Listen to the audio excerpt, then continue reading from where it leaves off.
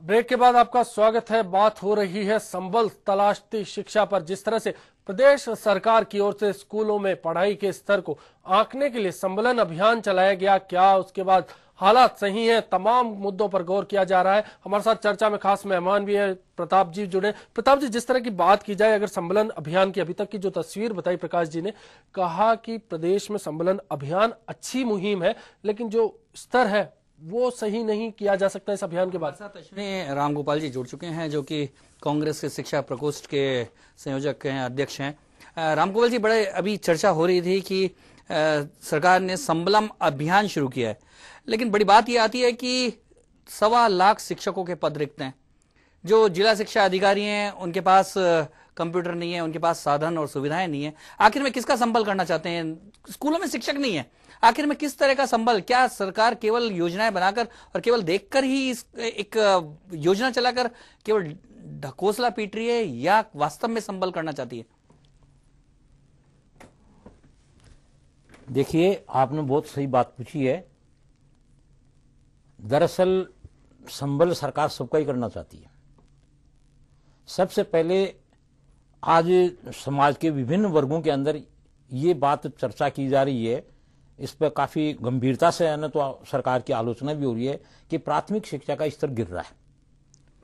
तो सरकार ने इसमें पहल करके और इस संबल अभियान के तहत, संबल अभियान के माध्यम से शिक्षा के स्तर की वास्तविक स्थिति जानने की पहल। पर राम गोपाल जी, प्रकाश जी अभी कह रहे थे कि सरकार संबल वंबल की बात तो कर रही है और कलेक्टरों को स्कूलों में भेज रही है, लेकिन सरकार को पता है जिन स्कूलों में भेज रही है वहां शिक्षक नहीं है, जिन स्कूलों में भेज रही है वहां सुविधाएं नहीं है, जिन स्कूलों में भेज रही है वहां जिला शिक्षा अधिकारी को जाने के साधन नहीं है। आखिर में जब सरकार को सब कुछ पता है तो ये संबल अभियान चलाने का, प्रकाश जी क्या ये मैं जो कह रहा हूं, आप जो बात उठा रहे थे, जरा राम गोपाल जी को बताइए। बिल्कुल सही है सर कि आज टीचर्स के पद खाली हैं नवक्रमोन्नत स्कूलों में। अभी जो सेकंड ग्रेड और के पोस्टिंग हुए उसमें इन्होंने कह दिया है कि जो सीनियर सेकेंडरी में उनको नहीं लगाया जाएगा, एलिमेंट्री के टीचर्स के हवाले उनको कर रखा है।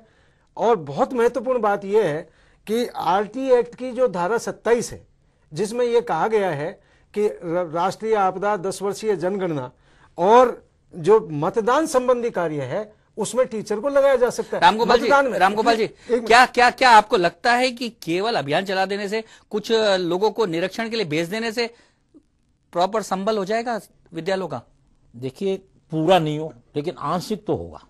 इसका असर जरूर पड़ता है जब हमें कमियां पता लगेगी, जब हम जाएंगे ही नहीं। कमियां तो सरकार को पता है। प्रकाश जी बता रहे थे कि सारे का सारा हाल जो है उनको पता है कि 1.25 लाख पद खाली हैं, ये शायद आपको भी पता होगा। देखिए, 1.25 लाख पद की जो बात की जा रही है, इतने तो पद नहीं है खाली। हाँ, निश्चित रूप से पद करीब 60-70 हजार खाली है, क्योंकि अभी 41 हजार पद भी भरे हैं। मैं आपको जो बता रहा हूँ, मेरी बात सुनिए, 41 हजार आदमियों की भर्ती हो चुकी है, 12,000 सेकंड ग्रेड टीचर्स की हो चुकी है, 9,000 मतलब सेकेंडरी स्कूल हेडमास्टर्स और लेक्चरर्स की भर्ती हो चुकी है, और अभी करीब 3,500-4 हजार सेकेंडरी हेडमास्टर्स की एग्जाम हो चुकी है। स्कूलों में अगर देखा जाता है, आए दिन तालाबंदी होती है, शिक्षकों की तैनाती की मांग होती है, वो क्या है फिर? 1800 प्रिंसिपल के शिक्षकों की तैनातगी की मांग होती है। प्रकाश जी कुछ कहना चाह रहे हैं? ये बात भी सही है आप जो कर रहे हो कि बहुत सारे स्कूल ऐसे हैं जिनके अंदर पोस्टिंग होने के बावजूद टीचर नहीं जा पा रही, वो अपने तबादले मैंने कैंसिल करवाने में लगे हुए हैं। पद स्थापन हो गया लेकिन टीचर नहीं जा रही। मैंने बहुत से स्कूल प्रकाश जी, राम गोपाल जी का कहना है कि कुल मिलाकर ये शिक्षकों की कमी है, पदस्थापन होने के बावजूद नहीं जा रहे हैं और वो अपनी जिम्मेदारी नहीं समझ रहे। ऐसा कुछ भी नहीं है। जो आदमी नया नौकरी पे जाएगा उसकी डेडलाइन होती है कि 24 तारीख तक आपने ज्वाइन नहीं किया गया तो नियुक्ति आदेश निरस्त हो जाएंगे जी। ये सरकार अपनी जिम्मेदारी से बहक रही है। हकीकत बात यह है कि धारा 27 की अवहेलना करते हुए जो टीचर्स वहां पर है उनको भी सतत चलने वाले काम बीएलओ में लगाया जाता है, जबकि केवल वोटिंग में लगाया जा सकता है। राम गोपाल जी, आपका क्या कहना है कि अतिरिक्त काम, शिक्षा की जगह इस तरह के काम उनके शिक्षकों के ऊपर लाद दिए गए हैं कि रिजल्ट तो खराब होना लाजमी है? देखिए, जो नेशनल प्रोग्राम्स है, जो राष्ट्रीय कार्यक्रम है, जैसे जनगणना है या मतदान है, ये राष्ट्रीय कार्यक्रम है। और राष्ट्रीय शिक्षण कार्यक्रम के साथ साथ राष्ट्रीय कार्यक्रमों में अब तक शिक्षकों को लगाया जाता रहा है जी, और उनसे ये राष्ट्रीय कार्यक्रम में उनसे सहयोग लिया जाता रहा है। अगर सरकार ऐसा कर रही है तो मैं समझ रहा हूं कि कहीं कोई गलत नहीं कर रही है, उसमें कमी आनी चाहिए। शिक्षक संगठनों की मांग रही है समय समय के ऊपर, हम भी इस मांग का समर्थन करते हैं। ऐसा नहीं है कि लेकिन आपका क्या कहना है, ये बार बार कहना है कि 1.25 लाख पद खाली हैं, नहीं, आप कह रहे 40,000 भर दिए, देखिए तो क्या उससे काम चल जाएगा? 40,000 की भर्ती नहीं हुई है सर। नहीं, मैं आपको बता रहा हूँ 20,000 के पद नहीं हुई तोड़े, है। अभी एग्जाम होने जा रही है, टेट हुआ है अभी अभी 20,000 होने जा रहे पिछले साल से हैं। चल रहा है, उसको नौकरी का चीर बनाया जा रहा है। 41,000 की भर्तियां हो चुकी है। 12,000 सेकंड ग्रेड के टीचर्स की होती है, थर्ड ग्रेड की हो चुकी है 41,000 की। 12,000 मतलब मैंने तो सेकंड ग्रेड के टीचर्स की भर्तियां हो गई, उनके आदेश चल रहे हैं। मैंने 1-2 दिन के अंदर पोस्टिंग हो जाएगी, कई जगह हो चुकी है, कई जिलों में सेकंड ग्रेड को पदस्थापन दिए जा चुके हैं और अभी चल रहे हैं, मतलब पदस्थापन 12,000, मतलब आप देंगे 3-4 दिन यानी कि जो कलेक्टर और निरीक्षक जहां पहुंचेंगे अभी तो कम से कम उनको खाली दिखाई देंगे स्कूल।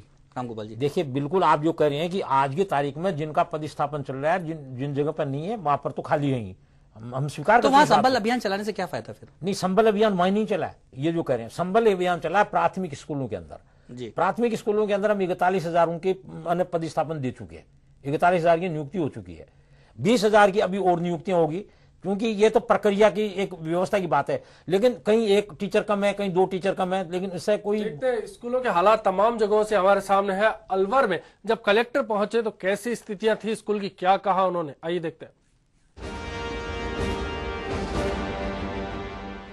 राज्य सरकार की ओर से शिक्षा के नाम पर लाखों रुपए खर्च किए जा रहे हैं, लेकिन इन सब के बावजूद भी शिक्षा का स्तर नहीं बढ़ पा रहा है।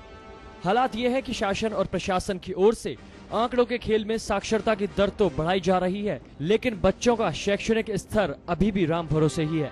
राज्य सरकार की ओर से 3 दिनों के लिए शिक्षा संबलन कार्यक्रम चलाया गया। ये कार्यक्रम कितना कारगर है, ये जानने के लिए अलवर में एचबीसी ने एक मुहिम चलाई। सरकारी स्कूलों में निरीक्षण कर शिक्षा के स्तर की जांच की गई। शिक्षक बच्चों को क्या पढ़ाते हैं, इसकी भी जांच की गई। अलवर के जालवाला कुआं स्थित राजकीय उच्च प्राथमिक विद्यालय में भी शिक्षा के स्तर की जांच की गई। यहाँ भी 6ठी और 8वीं के बच्चों का किताबी ज्ञान काफी कमजोर पाया गया। और शिक्षा संबल अभियान का मुख्य उद्देश्य क्वालिटी इम्प्रूवमेंट, यानी गुणवत्ता को बढ़ाना, शिक्षा में गुणवत्ता को बढ़ाना। और शिक्षा की गुणवत्ता के लिए जरूरी है कि केवल शिक्षण को नहीं देखा जाए, बल्कि शिक्षण के पश्चात जो लर्निंग है, जो बच्चों में अधिगम हुआ है, कितना अधिगम हुआ है, क्या कक्षा 3 का बालक कक्षा 3 की जो दक्षताएं हैं उनको विकसित कर पाया है, क्या वो उस स्तर से पीछे है या वो अधिक टैलेंटेड है, अधिक प्रतिभाशाली है, उससे आगे है, उस स्तर का पता लगाना। जिस शिक्षा अधिकारी को ये जांच सौंपी गई वो भी महज औपचारिकता ही पूरी करती नजर आई। बात लर्निंग फेज की है कि क्या बच्चे जितना सिखाया जा रहा है उतना सीख पाते हैं। रामगोपाल जी बरसाते, रामगोपाल जी क्या लगता है, जो संबल अभियान था उसका मकसद था बच्चों का ज्ञान आकलन करना, क्या वो पूरी तरह से जो जांच अधिकारी स्कूलों में पहुंचे वो कर पाए ऐसा काम? देखिए, वो बिल्कुल निश्चित रूप से कर पाए हैं, क्योंकि 3 कक्षाओं का मूल्यांकन करने का दायित्व अधिकारियों को दिया गया था, कक्षा 3, कक्षा 5 और कक्षा 8।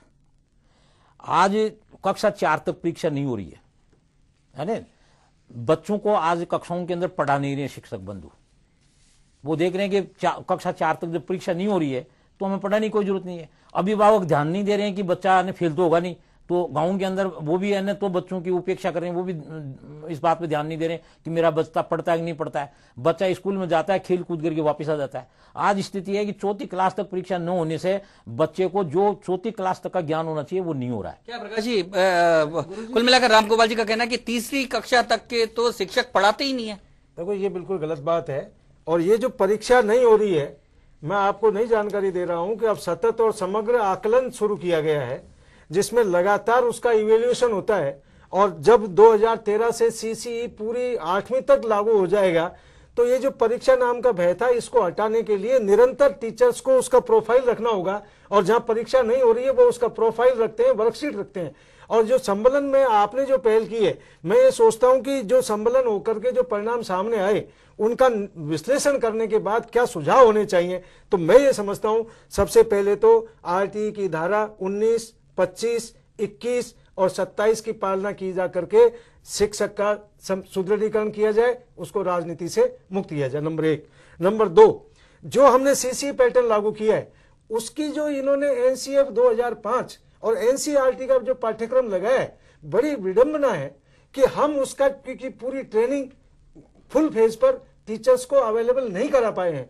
और उसके लिए जो वर्कशीट मॉड्यूल वाइज जो बननी चाहिए, वर्कशीट और प्रकाश जी, आपने एक बड़ी बात उठाई कि शिक्षक को राजनीति से मुक्त किया जाए। क्या मामला है ये? शिक्षक क्या राजनीति में उलझे हुए हैं? नहीं, शिक्षक राजनीति में नहीं उलझे हुए। प्रश्न ये है कि आरटीई की धारा 21 ये कहती है कि एसएमसी ये तय करेगी कि कहां पर हर साल सरप्लस है, कहां कम है।